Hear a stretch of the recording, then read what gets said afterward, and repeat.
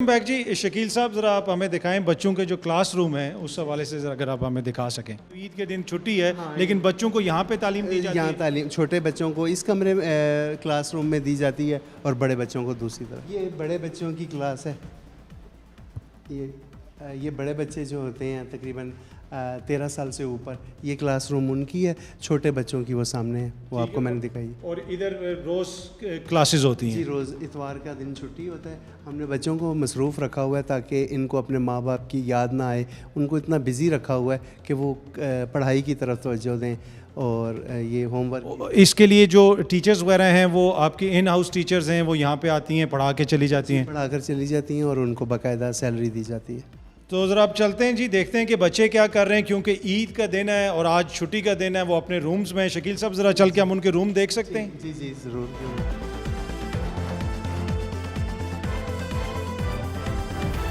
तो शकील साहब ये हैं बच्चे यहाँ पे रहते हैं। जी, ये बच्चों का रूम है। एक और रूम भी है, वो भी दिखाते हैं आपको। ये अस्सलाम रूम है। वालेकुम बच्चों, आप लोगों ने खाना शाना खा के अपने कमरे में आ गए हो? क्या हो रहा है अब? खेल रहे थे, ज़बरदस्त। क्या खेल रहे हैं आप? स्पेशल गेम खेल रहे हैं बच्चे। अच्छा, गुड। बेटा आपका क्या नाम है? ज़ैफ़ा। ज़ैफ़ा। इस आयशा फातिमा। अच्छा, ये कौन कौन? ये दोनों, ये उज़ैफ़ा और वो उज़ैफ़ा की बहन। वो कुछ बच्चों के तो मुझे नाम याद, आमना का तो नाम मुझे याद है, फातिमा का नाम भी मुझे, ये आयशा फातिमा नाम मुझे याद हो गया है ना?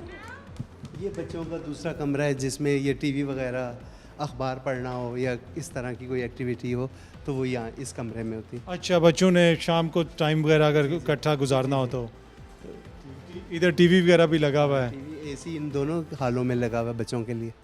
जी। ठीक ठीक।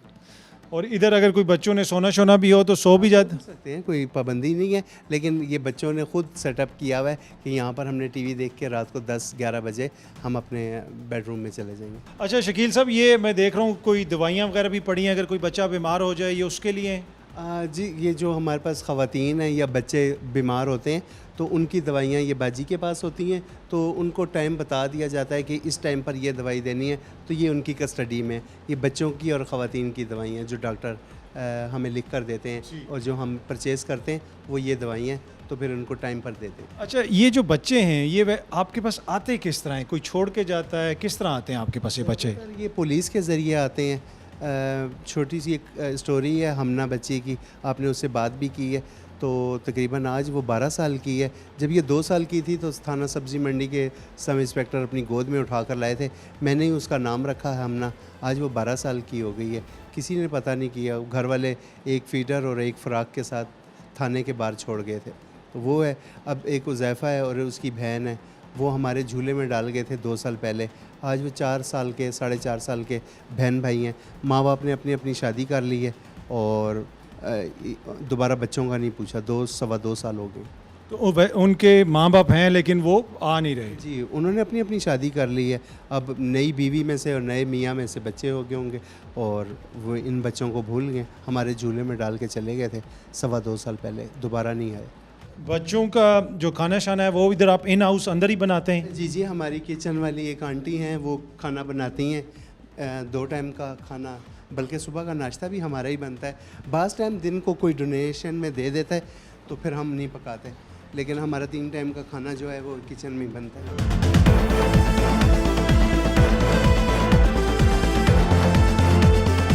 अच्छा शकील साहब, ये मैं देख रहा था ये मुर्दा खाना है, ये क्या है? ये पाकिस्तान क्या इस्लामाबाद में ये ट्रेंड है कि जब जिसका कोई फ़ौत हो जाता है तो वो गुस्ल कफ़न के लिए यहाँ पर लेकर आते हैं, तो यहाँ पर उनको गुस्ल कफ़न दिया जाता है।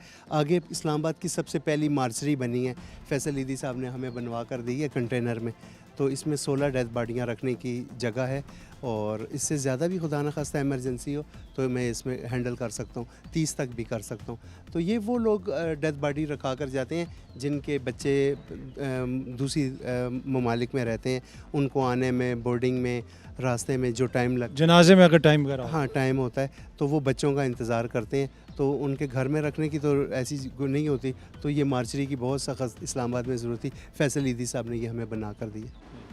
तो ये शकील साहब आपका किचन है, और इधर से बच्चों को खाना सर्व किधर किया जाता है? ये मैंने आपको डाइनिंग हॉल दिखाया था, उसमें ये खिड़की है, यहाँ से वहाँ पर दस्तरखान बिछा दिए जाते हैं, लेडीज़ और बच्चे नीचे बैठते हैं, यहाँ से खाना पक करते हैं, ताकि कोई ऐसा एबनॉर्मल ख़वातीन भी होती हैं, कोई ऐसा मसला ना हो जाए, तो इसलिए हर तरीके से उसको सिक्योरिटी को बनाया कि कोई ऐसा नाखुशगवार वाक़या पेश ना आ जाए। ठीक है। हाँ जी आयशा फातिमा, आप इधर आ गई हो, खेल रहे हो? जी अच्छा चलो चलो खेलो, गुड बाय। अच्छा ये जो इन हाउस कुकिंग होती है, ये सारे उसके चूल्हे हैं, और ये तो लगता है कि काफ़ी सारे लोगों का खाना बनता है। हाँ, तकरीबन 150 बंदा है, तो सुबह दोपहर शाम? सुबह दोपहर शाम 3 टाइम खाना बनता है। तो ये इसकी सफाई का हम खुद ख्याल रखते हैं, मतलब इसको मैं देखता हूँ हर दूसरे दिन कि क्योंकि खाने में अगर कोई कमी पेशी हो या सफाई में हो तो वो काफ़ी वो होता है, तो इसका नज़र रखनी पड़ती है। जी ये जिस तरह आप देख सकते हैं कि बड़ा साफ़ सुथरा इधर इंतज़ाम है, बल्कि शकील साहब ने, बच्चों ने हमें भी खाना ऑफ़र किया, हमने भी खाया, बड़ा अच्छा और साफ़ सुथरा था। तो यहाँ पे एक छोटी सी ब्रेक लेते हैं जी, ब्रेक से वापस आते हैं तो बच्चों से मज़ीद बात भी करते हैं।